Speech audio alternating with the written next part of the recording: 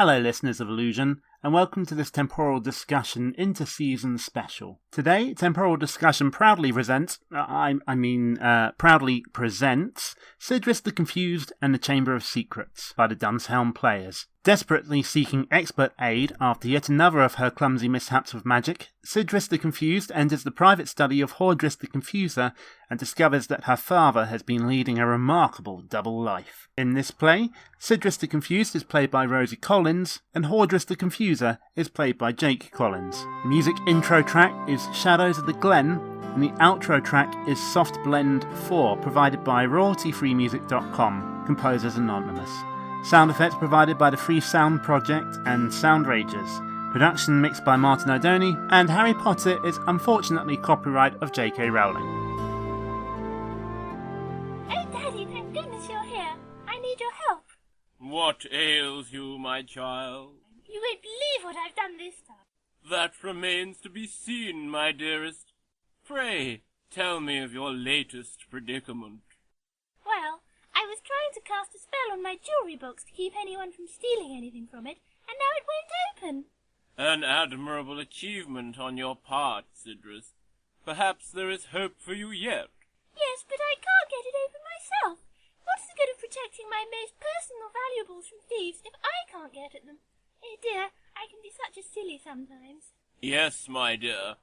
But we all make mistakes, don't we? I made one once. You did? When? Roughly 9 months prior to your birth. I don't understand, Daddy. No, you wouldn't. I suppose it's long past time we had that conversation about where babies come from. But not right now. Fear not. I shall flex my proverbial muscles once more to extricate you from the viscous quagmire of unintended error. In other words, you'll help me, right? Yes. I shall open your jewellery box for you. Oh, thank you, Daddy. I shall take it forthwith to my private chambers, where I shall use my awesome powers of magic to force the casket to allow us access to its innermost recesses. And then are you going to open my jewellery box? Yes, Sidriss. That's wonderful, Daddy, but, well, do you mind if I ask you a question? Please feel free to do so, fruit of my overactive loins. It's just that, what I want to know is, well, I suppose what I'm trying to say... Come on, girl, spit it out. Why do you always go into your private chambers before you cast a spell? Whenever I come to you to ask for help, you always take the thing I've messed up off to your room, and then come back a few minutes later with everything sorted out. I do indeed. Is this not always your wish, my dear? Well, yes, but why don't you ever use any magic in front of me? It just seems a bit strange that you always go off and do it by yourself. Sidriss, the magics that I am forced to employ on an alarmingly regular basis for the sole purpose of rectifying your mistakes are far too powerful for the likes of you to witness. Despite your recent improvements, you are still nothing more than a children's conjurer compared to me. Would you willingly risk your very soul by witnessing the full extent of my power? Well, I suppose not, when you put it like that. But it's just that I thought you might have some sort of secret. The secrets of my powers are not for you to worry about, my daughter. They are mine to know, and mine alone. Now, you wait here for me like a good girl, and I'll be back in a few minutes with your open jewellery box in hand. Very well, Father.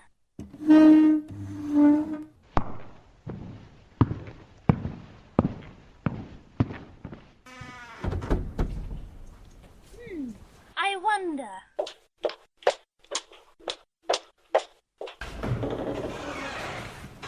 Hello, Amora! Daddy! Ah, Sidriss! Karaskaram, what are you doing here? What was that spell you just did? Well, here is your jewellery box, my dear. All opened up and ready for... Daddy, what was that spell you just did? It was... That really is a beautiful tiara you have there, my dearest. Why don't you wear it to next week's... Tell me what Sidriss, I told you not to interfere in these matters, and as your father I expect to be obeyed. You can't fob me off with that old guff like you did when I was 12.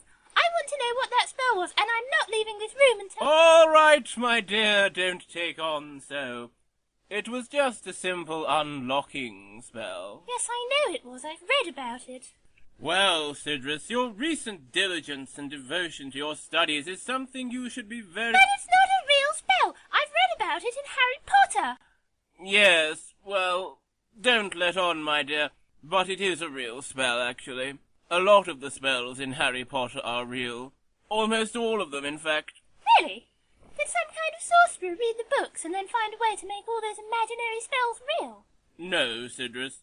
The spells were already real when the books were published. They are very ancient and virtually unknown in these modern times, but the magic in those books existed many eons before J.K. Rowling sat on a train and saw someone reading Jill Murphy's The Worst Witch before deciding to rip it off on an epic scale. So what are you saying, Daddy? How could J.K. Rowling have knowledge of these ancient spells? Is she actually some kind of sorcerer? Yes, my dear, she is. One of the very few sorcerers left alive who has knowledge of these ancient incantations. Just how many sorcerers are in this select group? 1. 1? You mean 1 and J.K. Rowling? No, my child. I mean 1, including J.K. Rowling. But, Daddy, you have knowledge of these ancient spells. I do. But, Daddy, you can't really mean that you are J.K. Rowling. I cannot deny the truth any longer. Yes, Sidriss, I, Hordriss the Confuser, am J.K. Rowling. But, that's impossible. You doubt my word? Your insolence is almost intolerable, Sidriss. You surely know that I have many names. Hordriss the Confuser is just the one the Druids gave me. So you're the one who ripped off the Worst Witch, then? I did no such thing. I grant you there are certain similarities in the basic premise, but my characters are fully fleshed out and developed in a realistic and compelling fashion, unlike certain other people's. But I still don't understand any of this. It's very simple, my dear. The epic story of Harry Potter is one that I felt needed to be told. I had no idea it was going to become so popular, but if those millions of enthralled muggles want to give me all their hard-earned money, well, who am I to object? I can't believe you didn't tell me about this, Daddy. If you're so super rich, why did you tell me last week that we couldn't afford that new Versace dress and bodice combo that I love so much? I stand by my efforts to curb your commercial over-enthusiasm, but perhaps I was a little hasty in making that particular decision. Does that mean we can go shopping again at the weekend, then? Well, I don't know about that, Sidriss. I have so many important matters to attend to. Well, seeing as you're so busy, you could always just give me your credit card and I could go with Motley. As it happens, I believe I may have a window in my schedule this Saturday. Oh, jolly good. I still can't believe this, though. Where did you get all your ideas for the stories? Many of them come from personal experience. Oh, is Voldemort based on Mogdred or something? Oh, no, I just made him up. But I and my chums often used to play Quidditch as youngsters. I can still remember zooming through the air with that golden snitch in my sights, feeling that incomparable rush of adrenaline. You played Seeker then, did you? Naturally. I did so enjoy being the one with the power to win or lose the game in my hands. Yes, that doesn't altogether surprise me. So Harry Potter is actually you, is he? In many ways, yes, he is. I'm sorry, Daddy, but I just can't see it. Yes, well, be that as it may. Why didn't you call him Hordy Potter? I did consider it, but I thought the name Harry would lend me more anonymity. So you really are J.K. Rowling? But how did you manage to get published? It really is a very competitive market, I hear. Well, I did have a certain amount of experience in the writing business. I expect you know Rent-A-Ghost, don't you? Vaguely. I was one of the chief writers for that show. I based one of the characters on Traegard's old jester, Folly. The two were virtually indistinguishable, actually. In that case, I'm surprised CBBC didn't object when CITV appeared to have stolen one of their characters a few years later. My dear girl, why on earth would they do that? What TV channel in its right mind would want to publicly claim responsibility for such an annoying character? Such an act would hardly lend them weight in the credibility stakes, would it? I suppose not. Did you ever write anything else for TV, then? I did a bit of work for CITV in the 90s. Do you remember Terror Towers? Oh, yes. I like that show. Were you the one who came up with the idea to have the host dress up as his dead relatives to introduce the games? That was funny. No, that wasn't my idea. But I did come up with the bit about the losing team having to remain guests at Terror Towers forever. Oh, great.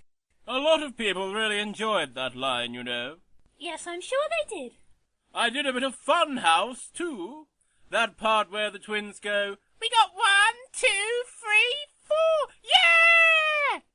Well, that was one of mine. Daddy, I don't think you can really claim responsibility for a line that consists entirely of someone counting out loud. That doesn't really fall under the category of scripted lines. It falls more under the category of counting out loud, I'd have thought. Would you indeed?